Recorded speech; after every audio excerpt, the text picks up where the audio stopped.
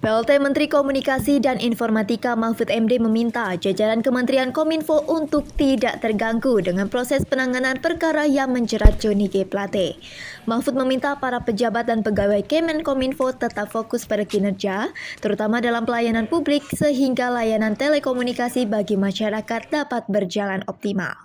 Semua pejabat dan pegawai di Kementerian Kominfo ini supaya terus bekerja dengan tenang, tidak usah gelisah.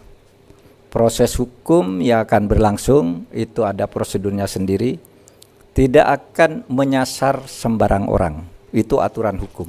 Jadi saudara tenang saja bekerja seperti biasa dan jangan terhambat, jangan juga takut untuk mengambil keputusan.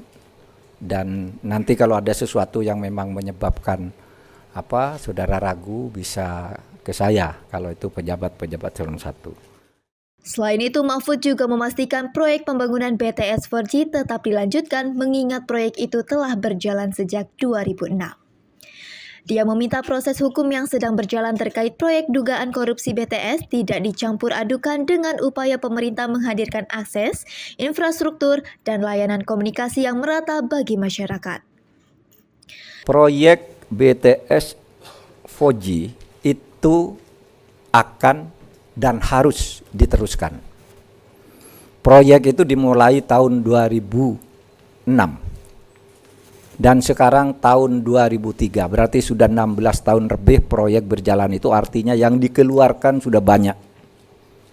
Dari tahun ke tahun berjalan dengan baik, baru terjadi musibah pada tahun anggaran 2020 dan implementasinya di 2021, proses hukumnya dimulai tahun 2022.